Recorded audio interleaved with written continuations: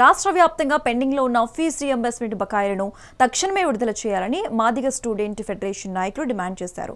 ఈ మేరకు ఉస్మానియా యూనివర్సిటీలోని ఆర్ట్స్ కళాశాల దగ్గర ఎంఎస్ఎఫ్ ఆధ్వర్యంలో నిరసన కార్యక్రమం చేపట్టారు. అనంతరం ఎంఎస్ఎఫ్ జాతీయ అధ్యక్షుడు చిప్పలపల్లి సోమశేఖర్ మాదిగ, రాష్ట్ర అధికార ప్రతినిధి Kommu Shekar Madiga, SC ST minority విద్యార్థులు ఉన్నత విద్య చదవకుండా కాంగ్రెస్ ప్రభుత్వం అడ్డుకుంటుందని మండిపడ్డారు.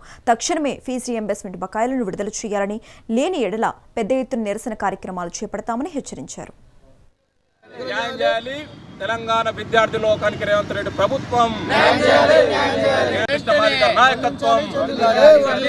బకాయిలను వెంటనే చెల్లించాలి, ఫీజు రీయింబర్స్మెంట్ బకాయిలను వెంటనే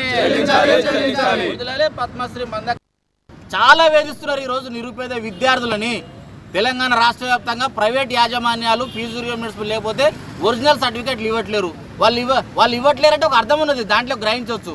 ప్రైవేట్ యాజమాన్యాలు కాబట్టి వాళ్ళకు ఏమంటారు, వాళ్ళ చదువు చెప్పే ప్రొఫెసర్స్కో లెక్చరర్స్కో కొన్ని జీతాలు ఇవ్వాలి.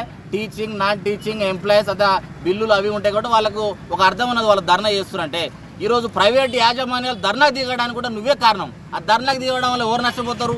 ఇదే పేద విద్యార్థులు నష్టపోతారు. ఈరోజు నీ కొడుకో నీ బిడ్డనో లేకపోతే నీకు సంబంధించినటువంటి డబ్బులు ఉన్న పిల్లలు ఎవరు నష్టపోరు కదా. కాబట్టి ఈరోజు ముఖ్యమంత్రి రేవంత్ రెడ్డి ఖచ్చితంగా నిర్ణయం మార్చుకోవాలి.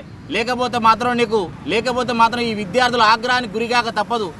నోటిఫికేషన్లో అడుగడుగున ప్రిలిమ్స్ కాంచెలు మొదలు పెడితే ఇవాళ మెయిన్స్ ఎగ్జామ్స్ జరిగినంత వరకు కూడా అడుగడుగున అందులో అవకతవకలను నెలకొంటూ కోట్ల రూపాయలకు పడగనెత్తుతూ అమ్ముకుంటూ ఇవాళ పేద విద్యార్థులు నిరుద్యోగుల జీవితాలతోటి ఇవాళ తెలంగాణ నిరుద్యోగ లోకంతో ఆడుకుంటుంది రాష్ట్ర ప్రభుత్వము. కాబట్టి తక్షణమే గ్రూప్ 1 నూతన నోటిఫికేషన్ ఇవ్వాల్సిందిగా ఇవాళ మందకృష్ణ మాదిగ గారి తరఫున మేము డిమాండ్ చేస్తూ ఉన్నాము. ఇవాళ మెయిన్స్ మాత్రమే కండక్ట్ చేయడం కాదు, గ్రూప్ 1 నూతన నోటిఫికేషన్ రీనోటిఫికేషన్ చేయాలని చెప్పి ఎంఎస్ఎఫ్గా పిలుపునిస్తూ ఉన్నాం.